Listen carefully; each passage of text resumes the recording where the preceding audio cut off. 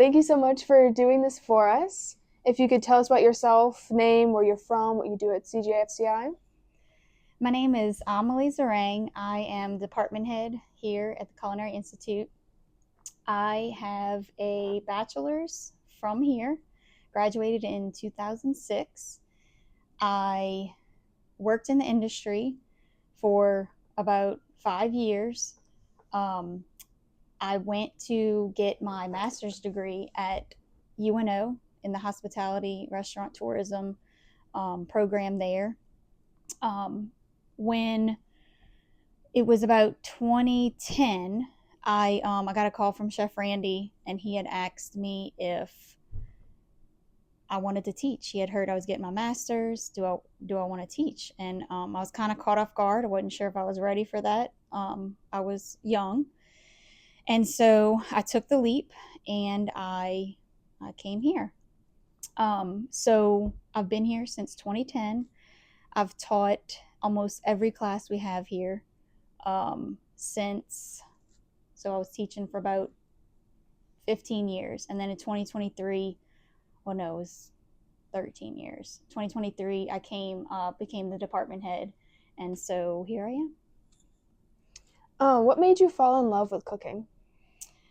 For me, my family always cooked. I know that usually that's where it starts. And my grandmother was a really good cook. My mother was a really good cook. I was always a doer. I liked hands-on things. I wasn't like the classroom wasn't my favorite thing. Studying wasn't my favorite thing to do. I had to do things, and so it kind of started there. And when I was in high school, they had just came out with the Pro Start program, but it wasn't called that then. They just started incorporating food classes instead of home ec. And so it was kind of like a guinea pig when I was in high school. Did that, loved it.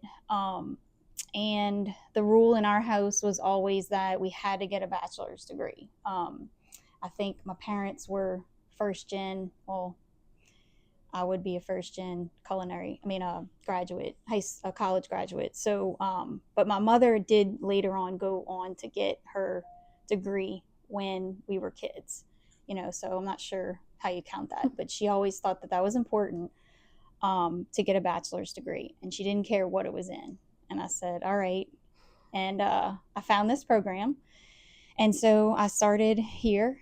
From there, I always loved cooking.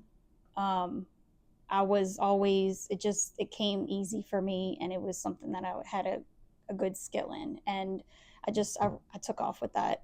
Um, my love for cooking, you know, there's always a love for cooking, and so now it's turned into, something greater. Just educating now, so I'm really passionate about just everything in general. Mm-hmm. Did you have any other areas like in the industry that you had worked? Yeah, so when I worked out in the industry, I did my senior internship in New York. And at the time, there was a chef there called Chef Ed Leonard, and he was a master chef. And at the time, I think there were only 68 in the country. And so I thought that was important to get in under my belt, get on my resume, and take advantage of the opportunities here at CGFCI. And so I also was a homebody. I didn't like to go too far, Mm-hmm. and I thought that that was an important step for me, and maybe an opportunity for me to get out there. There was a place to live. There were other students going, and I was so nervous. I mean, that was way out of my element at the time, and I learned so much just from getting out of the state, and seeing the world different there, learning with my peers as well, and also learning from a master chef. I mean, he was strict. From there, when I got back, I'm like, what am I going to do with my life?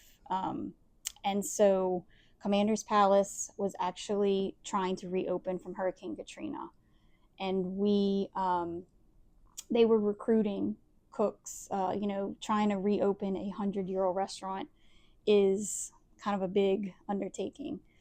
So we had a whole kitchen crew of people coming out of culinary school.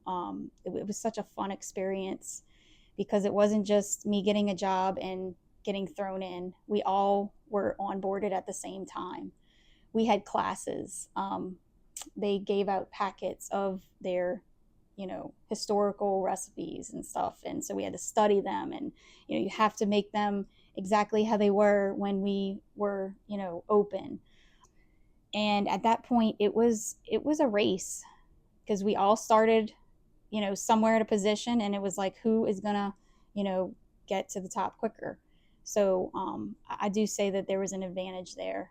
It wasn't just me going into a restaurant where I was competing with people who had worked there.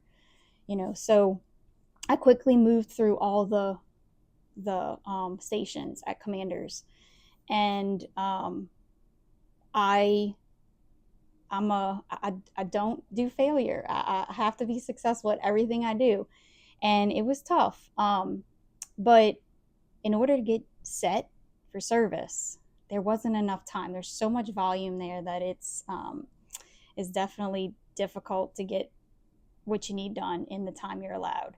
So I used to go in literally an hour and a half every day off the clock and come in because in my mind I'd rather be successful.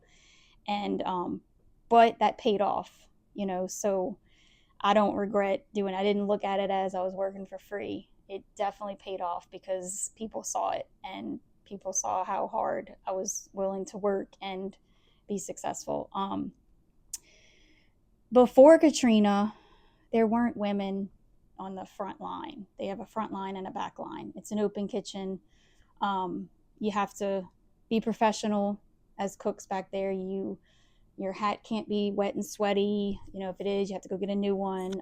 Guests are walking in and out, and so it's really important that you play the part.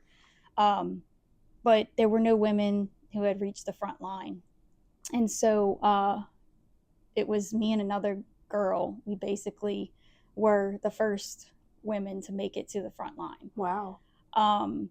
At that time, and so I know after Katrina, it was a different playing field, but it's pretty cool to have experienced that and get there. And now, I mean, there's a female executive chef, so that's awesome. really Yeah. awesome. Worked with a lot of great people, and everybody that we started with, I mean, they're great chefs everywhere. Eric Cook at Grigri, Meg. I think Meg started after I was leaving. Now she's the executive chef, but I did go to culinary school with Meg. She was about a year younger than me.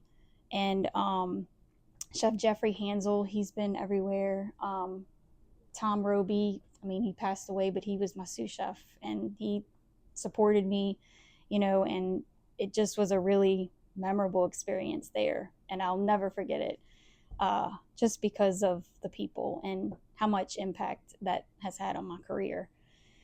After I left there, I decided, I think I've learned what I needed to learn here. It's time to move on. And I did some catering. I actually, when I decided to go back to to get my master's, I kind of needed a low key job, and I was the manager at cooking store Williams Sonoma, and so that was pretty fun. And I was also running their cooking classes and things like that. So it was just different. That part of my career, it was the customer service. I didn't realize how important it was to be able to talk to people and in that customer service setting. Because when you're in the kitchen, you don't get much of that. So that was great to round out where I was. I taught night classes and things like that, and I really started to get a passion for educating. I always knew I loved to cook, but I also told myself that I was going to do more than that with it. So, how else have you seen the industry turn away from outdated practices and accept women in prestigious kitchens? I've seen it a lot more. It's evolving. I don't think there's ever been a female department head in culinary. So that's another factor. I think we're almost half of our student body is female. Seems like it. Yeah. Yeah. It's about half. So it's definitely evolving, and we were in such a male dominated field, and I see it all over. So many restaurant owners now who are female executive chefs, and I think women are starting to balance like that home life and understanding it. It's difficult, but you know, my husband's supportive and things like that. So it really does help to be able for us to be successful in our careers. When I think it was about 2017, I did a series here. I wrote a grant that had to focus on what is we're a non-traditional field, because at the time it was male dominated. I'd love to see those numbers now, but I created a series called the Empowered Women Chef series, where we got some female chefs to come in and do demos and kind of focus on women in the industry, and it was a huge hit, and I'm always proud of that. So you had mentioned earlier that you love to put your best foot forward. You're always striving to do better. What is something currently that you are working on to put your better self out there? So I began my doctorate last year. I swore I would never go further my education. I was done. But something sparked in me to do this. With my culinary bachelor's degree, with my master's in management, and now in my role as department chair, I feel like there was a missing link of getting that education to kind of round out everything. So I'm getting my doctorate now at Louisiana Tech, and it is in higher ed leadership, and it was the best decision I ever did because of what I'm learning. And I'm able to tie in a lot of what we do here in our program to make our program better, and also the students better, the faculty better. I recently defended my dissertation this week, actually. Wow. So it's been a week, and my topic is actually how does my leadership, how can I use my leadership to reinstill professionalism and work ethic in the kitchen. And I think it has a impact on, the generation now that we are teaching. It's helping me understand that generation and how to make this generation better. Because I think this industry and what we've always taught is that professionalism and that work ethic and hard work, and can it be retaught, and so that it can make our students more successful, and then they're more ready to be in the field. Yes. Is there like a favorite memory that you have, either here or even in your graduate or doctorate program? I think I've been here so long. I mean, if you want to count going to school here, and then also teaching here, and now leading, I think my memories are seeing those students from start to finish. Seeing them their freshman year, not knowing how to hold a knife, or not knowing terminology, and guiding them and helping them. And when you see them out as successful in the industry, you're like, wow, like I was part of that. And so for me, that's very fulfilling, and I think that's why it keeps me here. Yeah, that's awesome. Yeah. And I think too, like, now that I'm department chair, I'm part of the bigger picture.